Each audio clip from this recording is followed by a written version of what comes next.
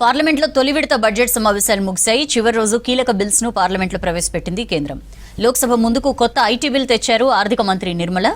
మరోవైపు వక్ఫ్ బోర్డు సవరణ బిల్లుపై జేపీసీ రిపోర్టుకు రాజ్యసభ ఆమోదం తెలిపింది. దీంతో లోక్సభలోనూ జేపీసీ రిపోర్టు ప్రవేశపెట్టింది కేంద్రం.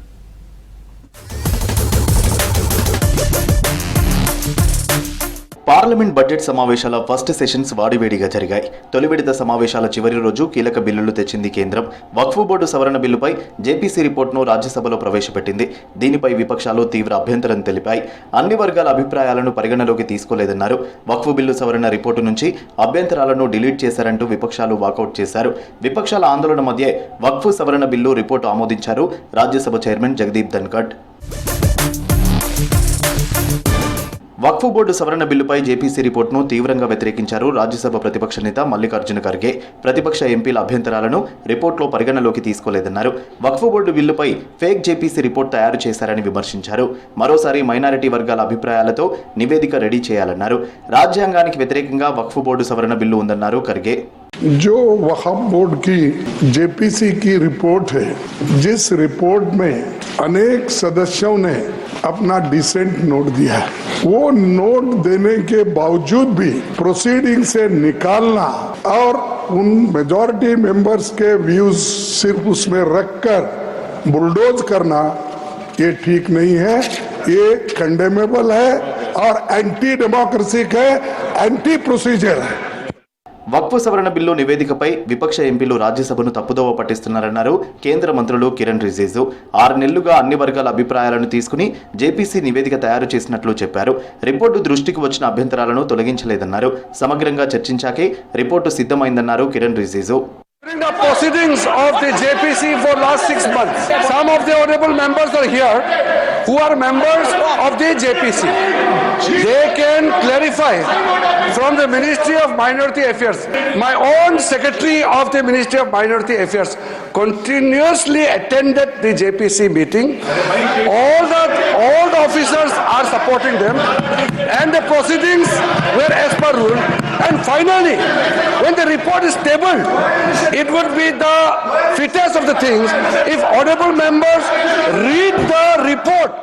లోక్సభలో కొత్త ఆదాయ పన్ను ప్రవేశపెట్టారు కేంద్ర ఆర్థిక మంత్రి నిర్మలా సీతారామన్. బిల్లును సెలెక్ట్ కమిటీకి పంపిస్తున్నట్లు చెప్పారు. రాబోయే session first day IT bill చర్చకు పెట్టనున్నట్లు సభకు చెప్పారు. మరోవైపు కొత్త ఐటీ బిల్లుపై విపక్ష ఎంపీలు నిరసనకు దిగారు. కొత్త ఐటీ బిల్లు కేంద్రం తీరును నిరసిస్తూ లోక్సభ నుంచి వాకౌట్ చేశారు. Thinking that it is only a mere mechanical change. They are not mechanical change. Substantial changes are being made. Number of words have come down by half. Where there was 5.5 lakh words, now it's come down by half. Sections have come down. Chapters have come down. It's in plain simple English and plain simple Hindi. And therefore, these are not sustainable.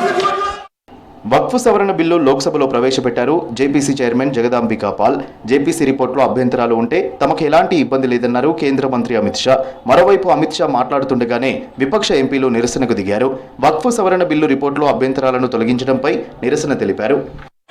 विपक्ष के कुछ सदस्यों ने आपत्ति जताई है कि इनके जो विमत है, डिस्प्यूट्स है, इनको पूरी तरह से नहीं रखा गया है. मैं मेरी पार्टी की ओर से आपको विनती करना चाहता हूं कि विपक्ष के जो डिस्प्यूट्स हैं एक सिर कर आप संसदीय कार्यप्रणालिका के उपयुक्त रूप में जो जोड़ना है वो जोड़े. इसमें मेरी पार्टी को कोई आपत्ति नहीं.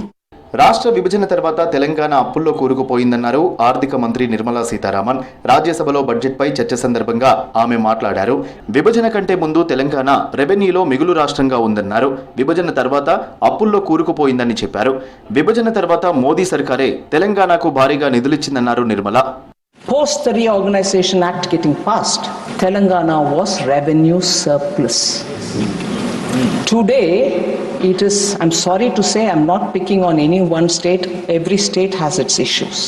But today, the debt that Telangana is in, despite the measures taken by the central government, I will read this out, and I'm not blaming this party or that party, I repeat.